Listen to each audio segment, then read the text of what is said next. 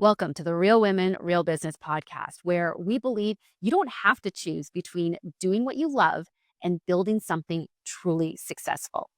Each episode, we cut through the noise to show you exactly where your energy should go, how to eliminate what's keeping you stuck, and most importantly, how to tell the difference between what's actually making you money and what's just keeping you busy. Around here, we're all about helping you to work smarter, build stronger, and dream bigger. You've already built something amazing, but if it feels like you're stuck in a cycle of back to back calls, half finished launches, and late nights just trying to catch up, you're not alone. Most women start their businesses with passion and drive, but somewhere along the way, they start settling for good enough. They want more, but worry it will cost them too much. And let's be honest, we spend so much time thinking about how to help others, we start feeling guilty for wanting to build real wealth or prioritize our own goals. That's exactly why I created the Real Women, Real Business Mastery Program to help ambitious women like you stop settling for just enough and start building a business that's truly aligned, where passion, profits, and progress work together, because making more doesn't mean sacrificing more. It means building smarter with the right support and the right strategies. If you're ready for sustainable success in a business you actually love running, book your free coaching assessment at aboutShaunaLynn.com/coachmate. Let's explore what's possible together.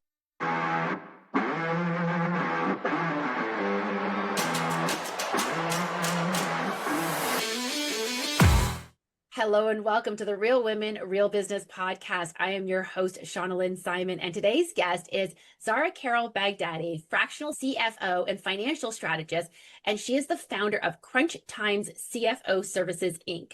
So Zahra works with startup founders and small business owners who are tired of reacting to cash flow surprises and want to lead with clarity. She's known for breaking down finance into practical, relatable insights, and today she's going to walk us through the 3 numbers that help you to stop flying blind. I'm going to let her share exactly what those 3 numbers are, so you're going to have to stay tuned to check it out. And we're going to talk about not only what they are, but how to use them to make smarter business decisions. So Zahra, welcome to the podcast. Oh, thank you so much for having me, Shauna. Okay, so let's start from the beginning. So let's say when you're saying that founders are flying blind financially, what does that actually look like in real businesses? Because I think a lot of people think like, I don't know, like I know what's going on here. I'm running my business. I'm getting sales in. My clients love me, and I've got my website works great. I think a lot of people tend to look at all that front-facing kind of stuff. So when you say they're flying blind financially, what are they missing here? Yeah, that's an amazing question to start with. So I work with a lot of founders that when they come to me, that's the position they are in, or they have been for a bit. So yeah, financially flying blind.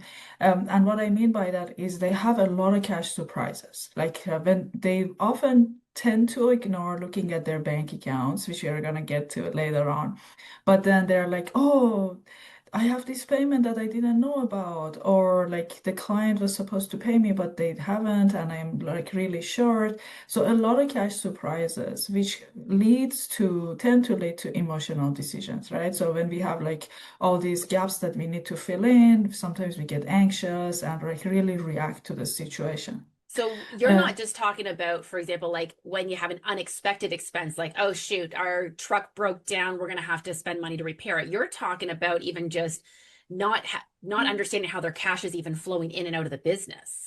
Exactly. Yeah, exactly. Okay. So it's which is one of the important numbers that we are gonna look later on. That's for sure. Wonderful. Okay. The other thing that I would say they're flying blind a lot of times is that emotional part of growing the business. Like as you said, client loves us. We are like, I don't know, improving our subscription rates. Customers are coming back to us. But a lot of times revenue does not equal cash, does not equal profit. And sometimes that excitement of growing that revenue gets us kind of like blind to the situation and the reality of what is really happening. So yeah, It's that's what I kind it's of mean. I'm so glad that you're talking about that, because I tell people that your gross revenue is a vanity number. Like, it is a 100% a vanity number, because I help home stagers to sell their staging businesses.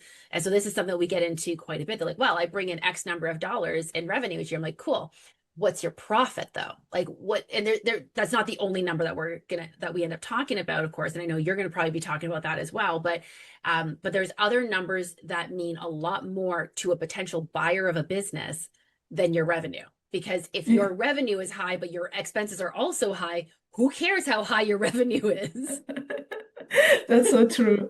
I have also like the clients coming to me during the calls we have, and they're like, "Oh, we went to this networking event, and so and so said they are whatever, it's 1 million, 10 million, $5 million business, like those big numbers." Yeah. And then I sometimes the fear of kind of missing out or a little bit of a comparison sits in, and you're like, "Oh, if she is a $1 million business, like you know what I mean?" And then Yeah. as the reaction that I have to those conversations is, is this top line revenue or profit? Right. And Exactly. then Yeah. Like, they pause. it's easy to say just these random numbers, essentially, that, how are you valuing your business exactly? And again, I mean, because I'm working with stagers on the selling side of their business, valuation is also a whole other thing. We're not going to get into that today necessarily. We're talking about actually operating the business. But it's incredible though how often you can make the numbers essentially make you look as good as you want them to. But at the end of the day, are you paying your bills? Are you able to feel confident in the decisions that you're making? So, what are some of the early warning signs that there's something happening that they should be paying attention to? Like, is there something should trigger them before they hit full out crisis mode on this? There are a lot of different red flags that I can kind of list for you, and it can be a long episode for us. Okay. Yeah. Maybe what are the top ones that you tend to see? Like, or what are the behaviors that you tend to see in business owners? Like, are they just simply avoiding looking at the numbers, or they don't understand the numbers, or they're just like, that's a tomorrow problem and tomorrow me will figure that out? Like, what tends to happen the most? Like, how are people finding themselves in this situation in the first place? Yeah, I think psychologically and maybe culturally or fundamentally, for whatever reason, we have been taught that finances are complicated, numbers are overwhelming, and kind of like sits in the money mindset and all the psychology behind it. And because of that, because we feel overwhelmed, because we feel it's overwhelming to begin with or it's complicated to figure out, we tend to ignore it to a point that then chaos sits in, especially for earlier stage businesses starting out or they are in for a have been in the business for a year or two, they kind of tend to focus on sales and operations and all those pieces, which is understandable, right? We need Mm-hmm. to get the clients to through the door and all those pieces. But finance gets ignored for a long time until to a point that like all those surprises happen, right? So like, oh, we don't have money in the bank to pay payroll, or we invoiced so many of the clients and so, and we thought they are gonna pay on time, like the cash flow timing, which we are gonna get Mm-hmm. into it. And then they forgot that, oh, it takes time to collect and all those pieces. And those reactive mode starts to set in, which are all those red flags. And then when those red flags come in and the chaos starts happening, that's when they get to a point. I'm like, oh, that aha moment of, oh, we should have actually paid attention to our numbers a bit Right. more. Yeah. Right. And I think, and it's understandable, when you think about the fun things to do when operating your business, there aren't a lot of people like like myself and probably yourself as well, who get a little bit excited and giddy about spreadsheets and numbers. And sure, they love seeing the money pouring in, but they don't necessarily want to see what it translates into. What does it all mean? But I love what you're bringing up about the psychology of it, because I think you're absolutely right. We've been taught that numbers are scary. And I will, full disclosure here, and a lot of my listeners know this already, I have a Bachelor of Mathematics degree. So numbers are definitely a big thing for me. However, I absolutely despise accounting, because those are two different kinds of numbers and two different types of problem solving and logic and analytics and all those things. So we tend to group all number things into the same thing. Now, as much as I despise accounting, that does not mean that I don't pay attention to my numbers, because this is an accounting that we're talking about. These are very different.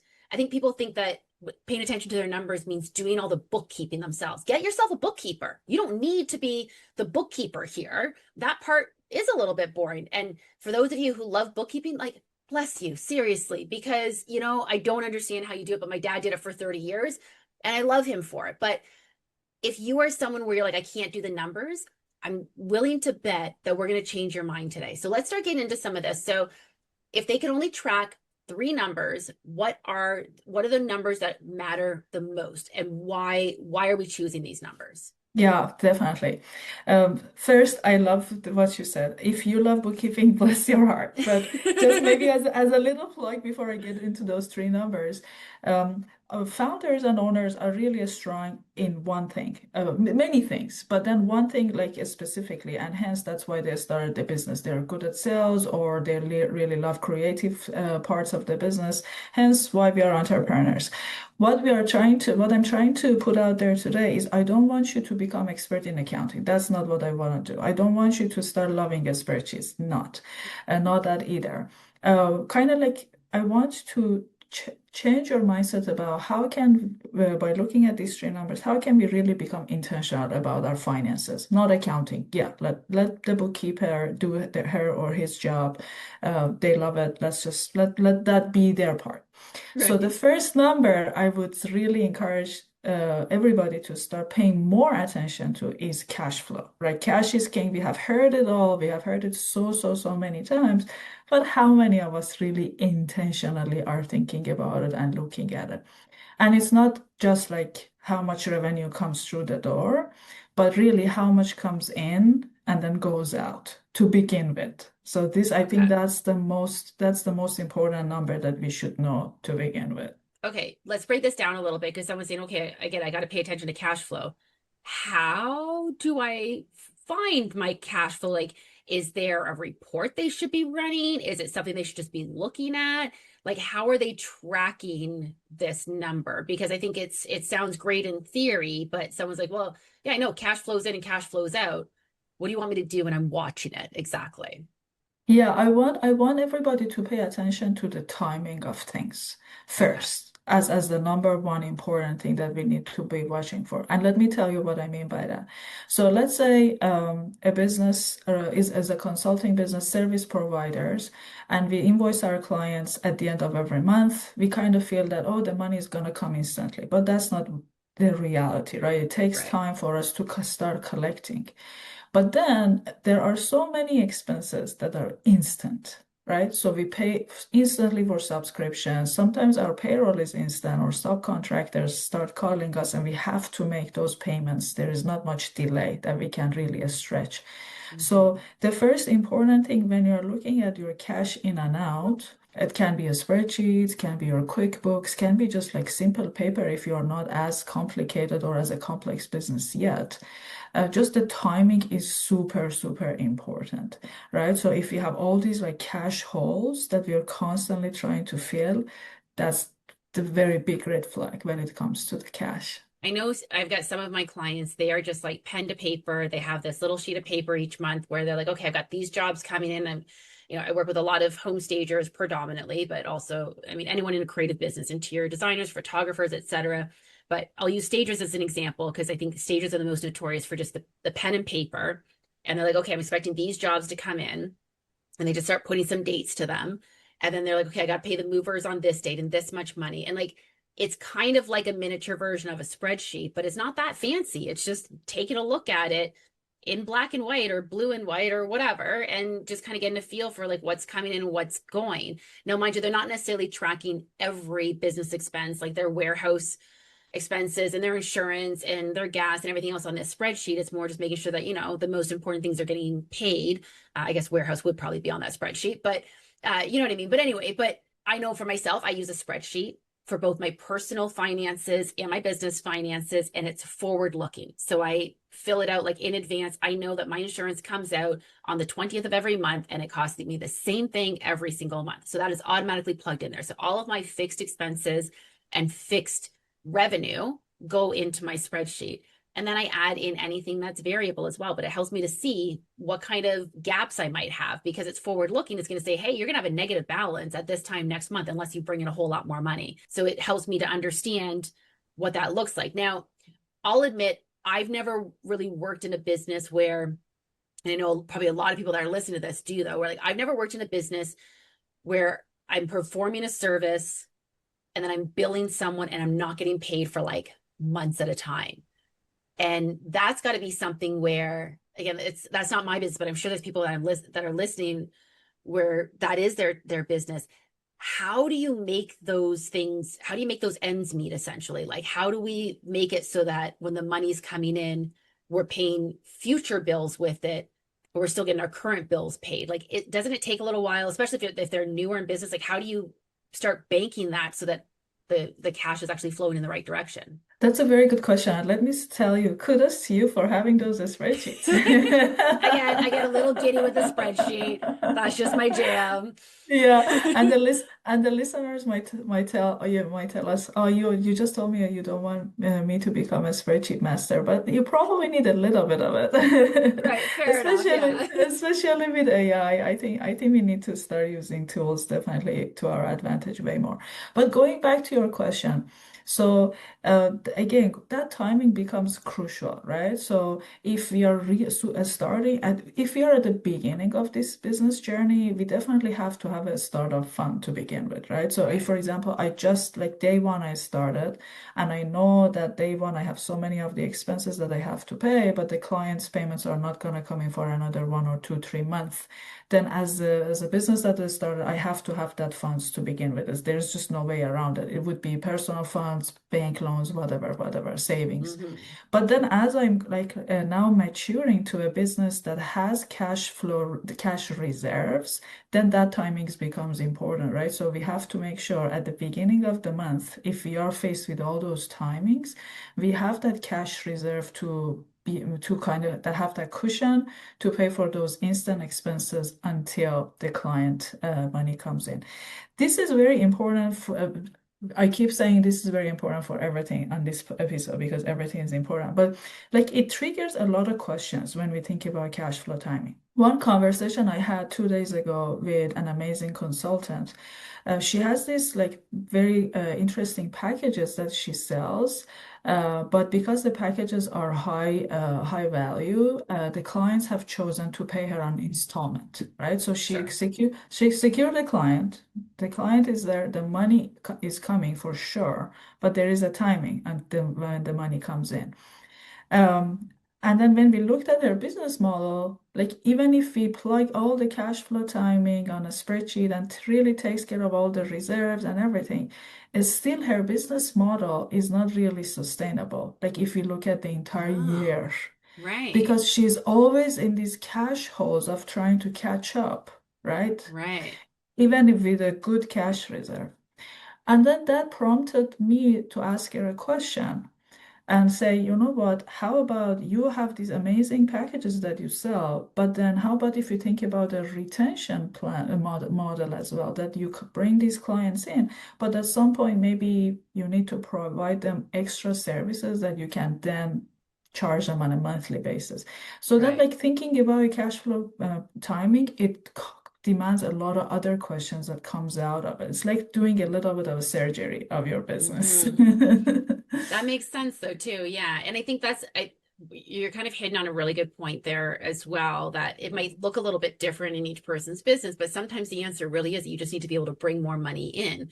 But if you're already at capacity and you can't just take on more clients, well, how do you sell them on something else? Like this is where people need to kind of get creative sometimes. We need to take a look at our business model and say, like, is this sustainable?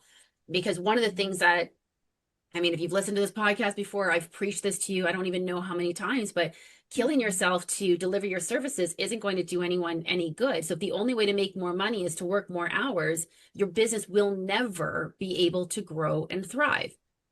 Period, full stop. So we need to be looking at, does the cash flow that's coming in based on the hours that I'm working, based on the services that I'm providing, based on what I'm currently doing or what I foresee myself doing, does that actually work? Like one of the things that I often have some of my clients do is a bit of a forecasting spreadsheet. It's not overly complicated, but it does plan out like what do the next 12 months look like?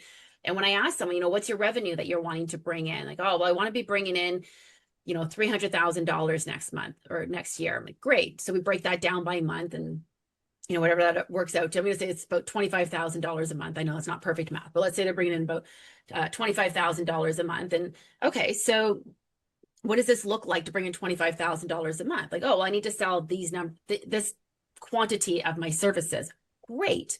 Do you have the capacity to accommodate that quantity of services in 1 month? Oh, well, no. Then you can't make $25,000 in a month unless you change something about your business model. So I like that you're looking at the cash flow, being able to look out for the year. You're able to tell them, like, listen, this won't work.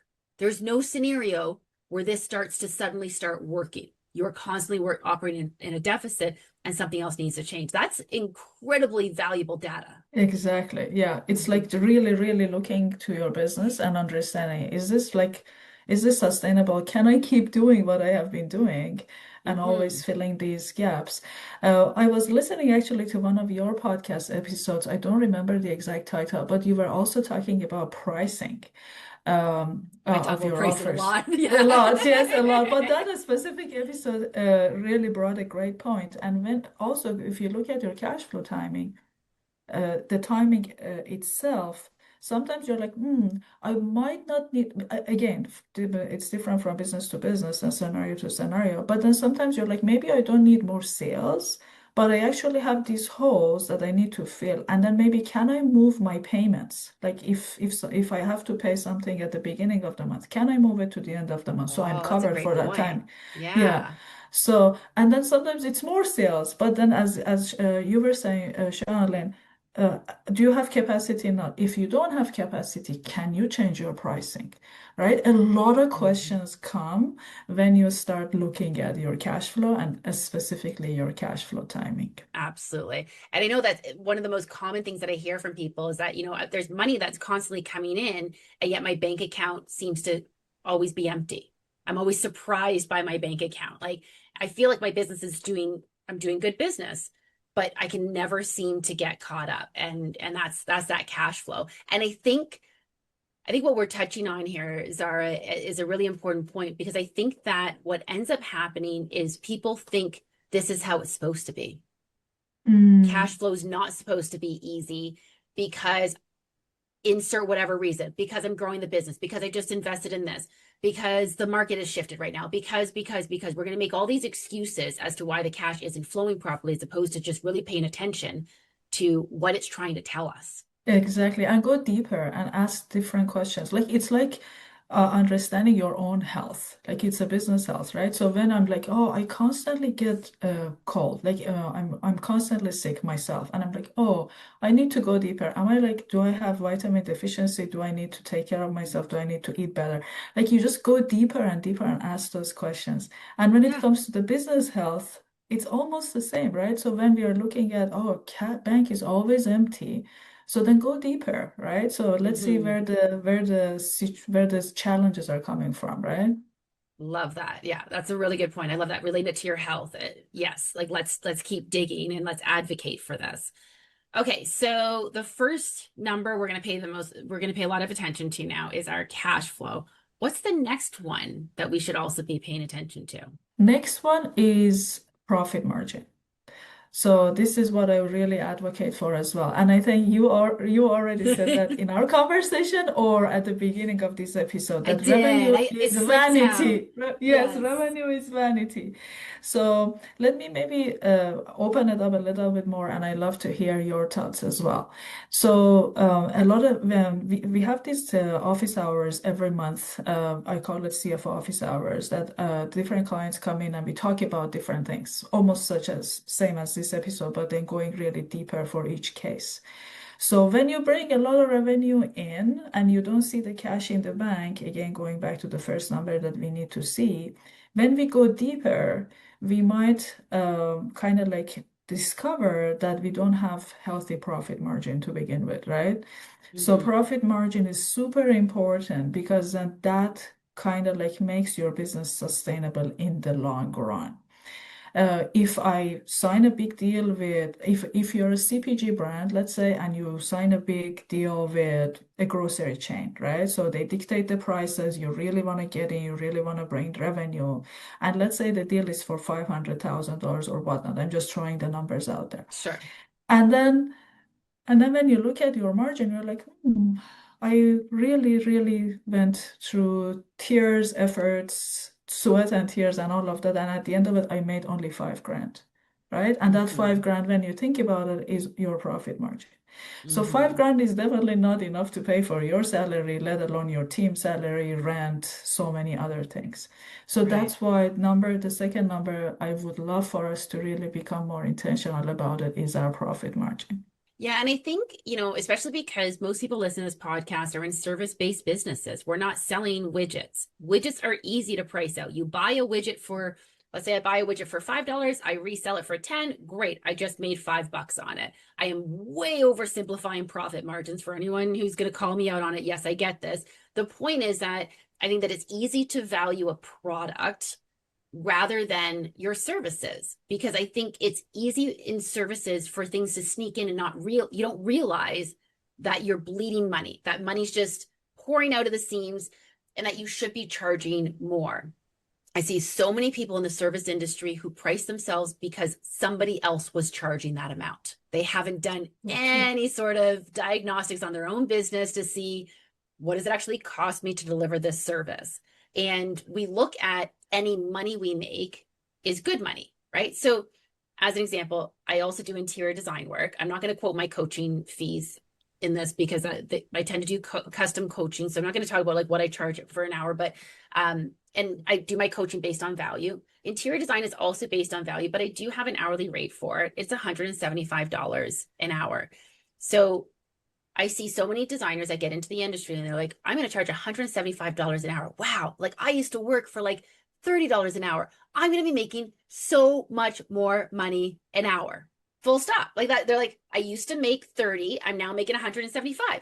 I'm doing amazing. And they don't calculate in all the extra time that it took for them to, that the time that they have to spend for that's not billable. It's just your client facing time that you're charging for. So that's great if you're getting paid that, but you're still working more hours than just the time that you're facing your client. So there's so many things that we get caught up on in the profit margin. And there's so many people I find who don't know how to find that profit margin. They're like, well, at the end of the year, my accountant told me I made $60,000. I don't know where the money is, but I was told that I made that money. And that's what they think of as profit. But when we're talking about profit margin here, are we talking about is the profit margin of the business? Are we talking about of each individual service? Are we talking about all of the above? Like, what are we talking about and how are we finding that? Fantastic question. So overall, I want everybody to know their profit margin overall on the business. And profit margin, we are not talking about what the number that accountant tells you made, because that is net profit after all the expenses are paid. What we are talking about profit margin, we are getting a little bit into the finance and accounting area by talking about that, is All right. Yeah. for us to make enough money on the services or products that we are offering to cover our fixed costs and more, right? Sure. So that's what we are talking about here. And then if we are providing different services and products, then I want everybody to go one layer deeper and understand actually which service makes them the most money, right? So if I Mm-hmm. provide 3 services in a month or in a quarter or whatever timing you want to define, and when you crunch the numbers, high level, I don't want you to get into the nitty gritty, and you're like, actually, those 3 services made the most of my money. And Right. now, looking at the time that I spend every month, I'm like, I'm spending more time and effort and money on the services that they don't make as much money. So why am I what am I thinking, right? So Mm-hmm. then when you're looking at your profit margin high level, perfect, and then go deeper and understand each service or a SKU or a category. And then you can then decide which services you want to double down on and which I, services you might want to let go of. that was explained so clearly, so easily. So, like, I don't need to crunch a bunch of numbers to do this, but just like, yeah, which services are actually making you money. I had Michelle Williams on my podcast last year from Scarlet Thread Consulting, I believe that's is the name of her company, and she was talking about how she worked briefly as an interior designer for like a few years as an interior designer. She crunched the numbers and realized that she was basically paying to do her job. As in, like, Oh my God. she was literally losing money every time she left the house. She's like, I do better just to stay home. She was in a negative position every single time. And I've gone through it with clients. I've one client I worked with her a few years ago. We crunched all the numbers on her projects. And when we ran it through, I said, you're losing money every job. Your cash flow will never be able to keep up with that. A negative cash flow is a negative cash flow. And we've already talked about cash Yes, flow here. But if you are not making profit on your projects, you'll never be able to sustain that.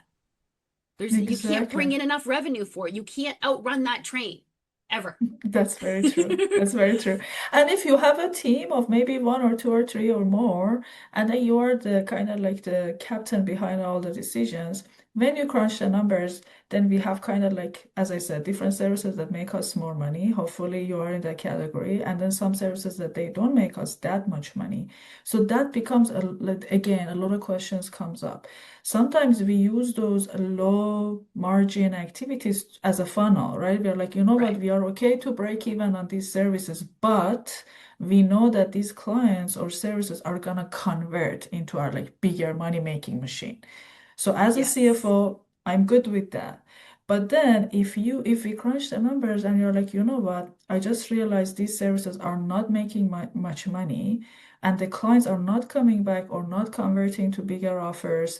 And me as a decision maker, I'm actually asking my sales or marketing people to pump those services out, like to market those services, and they are not making me money. And that would be another aha moment for everybody. Like, Right. why? Why would I do that? Why am I Right? bothering to do this? Yeah, absolutely. And I think that's something that, yeah, like you can almost bang your head against the wall sometimes on this of like, because it sounds obvious to say this, but sometimes we're not actually looking that closely at it. And we assume that, well, I have to offer that service, whatever that service is, I have to offer that. But to your point, if it's not converting into something bigger and you're not making money on it, what's the value for you as a business owner in that? Back in the days when I used to work at Walmart, we used to sell coffee that we were the cheapest places to get coffee. And I'm talking like this is when Walmart like first came to Canada, which was back in the I think early to mid 90s. That was one of my first jobs. And my mom would always ask me to pick up coffee because she's like, I don't know how they do it, but it is they're like half the price of anywhere else. And of course, I had taken some economics course. I'm like, yeah, it's called a lost leader, mom. And a lost leader is something where you intentionally either break even, sell it at cost, sell for a low margin, or sometimes even lose money on it because who goes to Walmart just to buy coffee? They're Exactly. going to walk out with something else. You are going to make that money back. So if you've got that item that brings someone in the door that you know, if I get them in the door, I'm going to sell them on something else, even if your conversion rate isn't 100%, if it's a high enough conversion rate, you're going to make that money back, no problem. But if you don't have anything like that, if this is your top tier item that you're selling and they're not converting to anything else and you're losing money on it, why are you offering it in the first place? Yes, that's very true. Another story that some of the CFO office hours participants tell us last week was she is actually an interior designer. She has this low value offer that comes and visits your space, like virtually or in person if you're in the same city. She only charges for the hour that she spends. Like she's okay with just covering her costs for that visit or the hour. Mhm. And then, as again, a loss leader or almost a break-even leader because she's not losing much money on it. But Right. then, because she provides so much value in that meeting or in that visit itself, the clients almost are converting at 95% rate. So I'm like, Okay. okay, she can even just ignore charging for it because she has a very high conversion rate. But to the Right. contrary, if she would have just made all these visits and I don't know, paid for Uber or gas or whatever, and then go to a client house and then nobody's converting and everybody's just taking advantage of the offers that she has, then that becomes a lot of tears and sweats for nothing. So, Yeah, and I think and in listening to what you're saying and the things that we've been talking about today, I think one of the challenges that a lot of business owners tend to face when it comes to these things that we're talking about is we've got an emotional attachment to these services sometimes, right? So to tell someone, well, you can't offer that service, like, but I love doing that service, but I have to do that service. Like I remember when I started out in my first business, which was my home staging business, and I remember saying, like, I love it so much I would do it for free. That doesn't mean I should. That's a fast track to burnout to do it for free. But that's the problem, though. Sometimes we love doing it so much that but I really want to do that service. And so that's where we kind of get stuck. Like, and there's these, we're not even going to get into the whole psychology and mindset of like, but I can't charge more, or I can't do this, whatever. Like, that's a whole other episode. We've got about 6 episodes on them. Go and check them out. But I think that it sounds cold of us to be talking in terms of numbers. And well, the numbers say we need to get rid of this service. And it's not always that black and white or that easy. But I like that you've talked about some things like, well, we can raise our prices, we can cut our costs somehow, we can find other ways to be able to keep that service. The point is, it's important to know whether or not that service is making you money and whether or not it's valuable, because that allows you, I think, to ask those harder questions of why am I offering this service and what am I serving here, and reframe it so you can turn it into something that's actually profitable. Amazing. I love that reframe. And I agree. A lot we are passionate entrepreneurs, right? So we turned our passion hopefully to something that is make us money. So there is no question about like we really love what we do. But I want everybody to also think about, yes, I can run it for a month or 2 months or 6 months, or maybe not charge anybody because I love it so Right. much. But then this needs to be sustainable. I need to kind of like offer more and more and more of it to the world. And if it's making you money, you can do more of it. So that's how I kind of also want to reframe it. But if it doesn't make you money, you have to turn off the tap at some point, right? Right. Yeah, no, that makes sense. Okay, so we've covered 2 of the 3 that we were planning on talking about here. Before we talk about the third one, we're going to take this short break. We'll be right back after this quick message. This episode of the Real Women, Real Business podcast is brought to you by, well, potentially you. Are you a brand or service that supports passionate female entrepreneurs who are ready to turn their vision into profit without the stress and overwhelm? Perhaps you're an accidental CEO yourself, now on a mission to make work and life easier for fellow passion-driven boss ladies. Our podcast is experiencing an exciting 30% month-over-month growth, reaching entrepreneurs who are building stronger, working smarter, and dreaming bigger. We have limited partnership opportunities available for brands that align with our mission of redefining how working hard looks and feels. Visit aboutShaunaLynn.com/partner to learn more about becoming a partner in our rapidly growing show. And welcome back to the Real Women, Real Business podcast. All right, welcome back to the Real Women, Real Business podcast. And we are talking about the 3 numbers that you should really be paying attention to in your business in order to ensure that you are not flying blind. We want to be financially sound here. We want to actually pay attention to some things. We're not turning you into an accountant or a bookkeeper or anything overly fancy. We're talking about some important numbers here. And so I want to know, we've already talked about cash flow is one, profit margin is the other one. So what's the third one that we're missing out on? Because we've already said it's not revenue. So it's not that vanity number that we talked about. So what's that third one that we should be paying attention to? The third number that I want everybody to pay attention to, which is almost as a result of like number 1 and 2, is your burn rate. It's a fancy, complex finance word for saying how fast you're actually consuming cash relative to growth, right? So we are Okay. getting a little complex here as business owners, but I'm going to simplify it as much as I can. Okay. So what does the burn rate mean? Is like if I'm in a growth mode, right? So I need to go spend money on marketing, hire the team.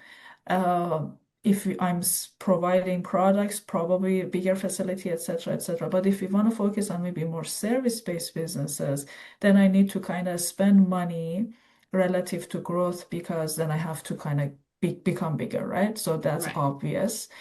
But then paying for those growth is going to cost us money and we have to pay cash, right? So that's one side of this equation. The other side is how fast am I actually growing, right? So if I'm like paying for that growth, but then the revenue is not catching up to how fast I'm spending, then again, I'm going to be in this cash hole, which we talked about. So knowing that how fast you burn money is also very crucial, because then it kind of tells you, are you hiring too early? Or are you spending your marketing dollar wise, right? So we kind of talked Mhm. about that, doing that surgery, knowing all these numbers is gonna like prompt a lot of questions that come to your mind. That's interesting. So I think that, we kind of touched on this earlier that so many people are often making these excuses of like, well, I'm growing, therefore, it makes sense that my cash flow is tight, that my profit margins are low, because this is all just a part of growth as you do it. But there should be a plan to stop doing that. Like, just like, at what point do things start evening out? At what point does it start to actually pay off? Or are we just growing for growth's sake? In which case it's not, again, it's not necessarily the most profitable way to do things. And I teach this constantly, that I see people constantly trying to throw employees at the problem. I'm going to hire more and that's going to solve my problems. But having more people doing inefficient work or unprofitable work doesn't solve the problem. But because we're so busy as business owners, because we're wearing a lot of hats here and we're taking a lot of things on. And so it always seems like, I feel like most people think that the solution to growth is I need to just hire more. But what you're saying is that sometimes that's not necessarily the right decision in growth. So how does burn rate tell us this? How do we know, like, when should I be hiring? When should I be investing? When should I be expanding some of my offers? When should I be investing in, like, new equipment, a new warehouse, new truck, whatever this looks like? How does the burn rate tell you those answers? Yeah, that's a fantastic question. So maybe let's define how to use it in the first place. So burn Okay. rate, is it a percentage? Is it a dollar? So definitely burn rate is dollars. Let's say Okay. when you look at your bank account at the beginning of February, we are only 5 days in. Let's say you had $100,000 in the bank account. Fingers crossed you had that. And then you're like, oh, my burn rate, I crunched the numbers. Burn rate means how much am I spending and consuming cash and how fast, right? So let's say your burn rate is 25 grand a month. So if you divide the 100,000 by 25,000 that you're burning, right? So it means you only have 4 more months to go, not Gotcha. considering how much you bring in, right? Right. So then that tells us, if I only have 4 more months to go, if I hire today, that only increases my burn rate, right? So it again brings a lot of questions of the timing of that cash flow and the decisions that you need to make. Should I hire now? And then hopefully by this new sales hire, I'm going to increase my revenue, so the cash in the bank is gonna go higher relative to that hiring. Then this 4 months becomes extended and becomes 5 months, because then I'm bringing more money. But Right. or to the contrary, if I'm only sustainable for 4 months, can I maybe revise that hiring decision to the later, right? So, and then make my Hmm. cash balance a bit more stronger now. So just knowing how sustainable that cash is gonna tell us a lot of things. That's important because I think, yeah, we're like, well, I'm short on cash, so I can't afford to hire. But then if I don't hire, I don't have capacity. So it's this constant loop that we're in sometimes. Um, but we have to be able to see the path to more revenue with that new hire. So what does that path actually look like? So you could be hiring someone, let's say you're an interior designer, you hire another designer who's going to go out and be able to lead their own project. So sure, that should be able to lead to obviously more revenue.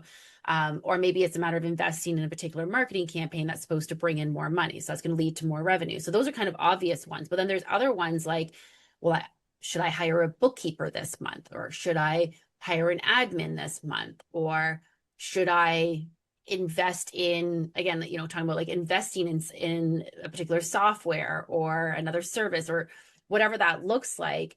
um, you have to break it down into what that path to revenue looks like, because it's not always black and white of, well, I hire this person, they're able to go out for billable hours, therefore I'm going to make more money.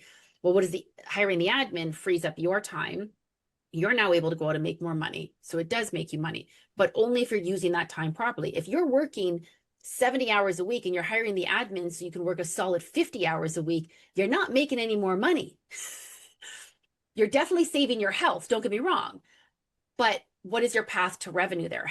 You still have a capacity issue, you still have a pricing issue potentially. There's still other things at play there. So I like using that burn rate to be able to see, like, okay, so in making these decisions, I need to make sure that I have enough of a reserve to be able to afford them. And then if they're going to start making me money, at what point am I going to see where they start making me money so that I know that this money is actually going to survive this? Yeah, yeah, definitely Mm-hmm. burn rate. And what gives us in terms of the insight that provides us is like really super future looking, like forward looking, right? So if I know that in 5 months I'm gonna be burned to the ground, which is what it's called, right? Burn rate. Mm-hmm. So then I'm like, what are the decisions I can make today that prolong that like 5 months to 6 months to eventually maybe never, right? So I'm always constantly are gonna have cash and all of that. So then it kind of tells us the financial health of the business, how sustainable am I, how long am I sustainable for, and then kind of like gives you insights about the decisions you need to make today, right? Because Yeah. the entire episodes, I wanted us to get in from the reactive mode to a proactive mode, right? So we need to Mm-hmm. kind of have the numbers today to be able to make those decisions. And burn rate is definitely one of them. Love this. And so, can you maybe share an example where someone has actually, like we've talked about how people that you've worked with have understood their numbers better, but how have they used that data to actually change the trajectory of their business? Can you share an example about what this looks like in real practice? Because I know what ends up happening whenever I do a financial type of episode, people are like, that sounds great in theory. That sounds great for you. But can we talk about like how this actually works for a real business owner? Yeah, absolutely. So first, I kind of simplify everything with all my clients to a point that couple of them actually are loving their numbers more than ever. And in particular, two of them, they come to meetings having a spreadsheet prepared ahead of time. I'm like, oh my gosh, this is Oh, so proud mama moment there. I Yeah. know exactly, exactly. I'm like, oh wow,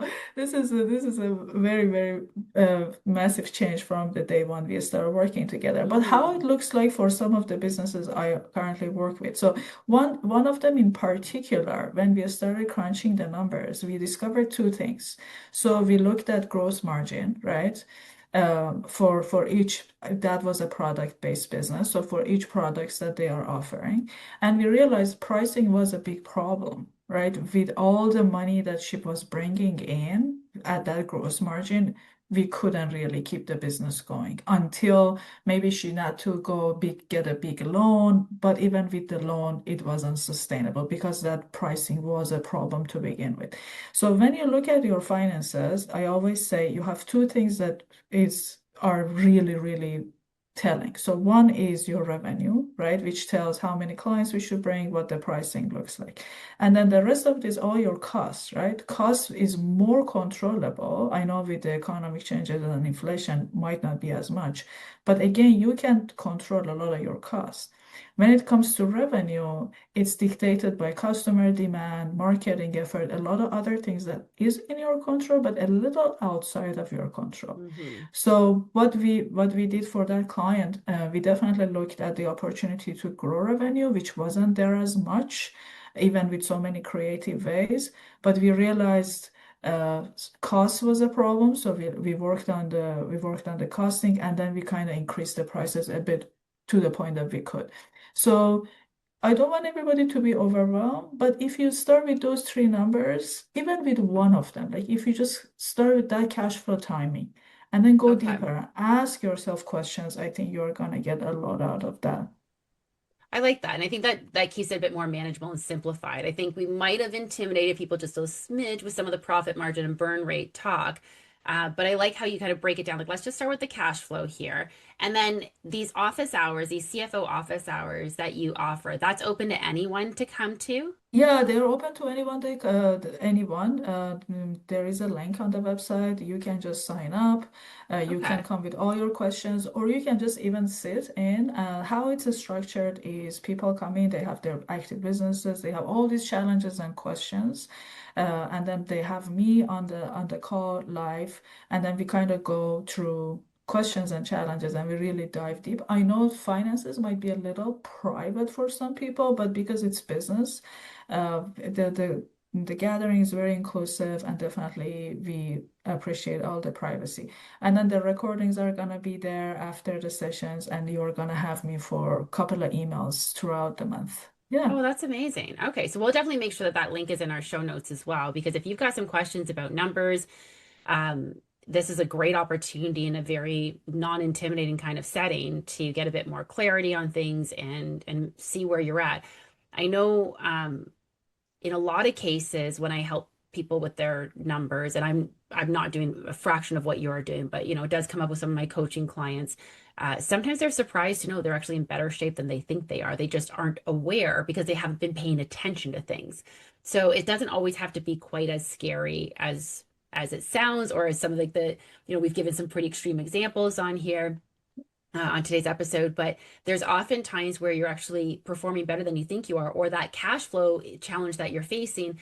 If we can pinpoint where it's coming from and eliminate the issue somehow, it's amazing how that can really provide so much relief, I think, for business owners. So I highly, highly recommend checking out Zahra's CFO office hours and see what you can gain from it. If nothing else, just sit in. Like you said, you can sit in, you can be a fly on the wall for 1 month just to kind of get your bearings and get you to feel for it. But I mean, who doesn't have some questions about numbers and wants more clarity on them? I think no one enjoys that feeling of where the bank account feels like it's practically hitting the bottom every single month, and you're constantly, like you said, surprised by payments that are coming. Like I didn't expect to do this. Or my favorite, you get paid a deposit for a project, the project gets canceled and you have to refund that deposit. You're like, but I already spent it. Like, now what do I you do, know. right? So some of these, and I get it, whatever trajectory you're on, if you're in growth mode, I understand it is so difficult to, like, you got to get caught up in order to get ahead. And that can feel like, running on a treadmill sometimes. But I think that Zahra can definitely help out. So wonderful. So if there is one thing that people are gonna take away from this episode, we already know, like, start with your cash flow. We got that part of it. But if there's just like one tip that we gave here that you're like, if you take nothing else away from this, just remember this one thing, what would you like them to remember? I definitely want them to remember that we are working on a muscle that maybe we didn't work on it before. Like when you go to the gym and you're like, you know what, my upper body is really weak. I want to lift some weights and I kind of make it stronger. And that's I want everybody's 2026 be. Like if financial confidence muscle is not something that you have worked on before or you just started working on it, be open, right? So questions Hmm. come up, confusions come up, but the whole goal is to get you out of chaos or those surprises and really work on the financial confidence muscle. So yeah, be open and receive. That's all I wanted to leave you I love that. with. It's a muscle. You're just building up a muscle here. And who doesn't want to build more Exactly. muscles? Amazing. Well, Zara, I cannot thank you enough for joining us on the show today and for sharing so many great insights and really breaking it down so clearly and concisely. Truly, I appreciate it. Thank you. Thank you so much for having me. This was really great. Thank you. And if you're listening to this episode and what we're saying here is resonating with you, I hope that you will continue to tune in each week. We drop new episodes every Tuesday morning at 7 a.m. Eastern Time. And please allow myself and my guests to continue to be a part of your journey. Don't forget to leave us a review or subscribe to us wherever you get your podcasts. And until next time, keep thriving.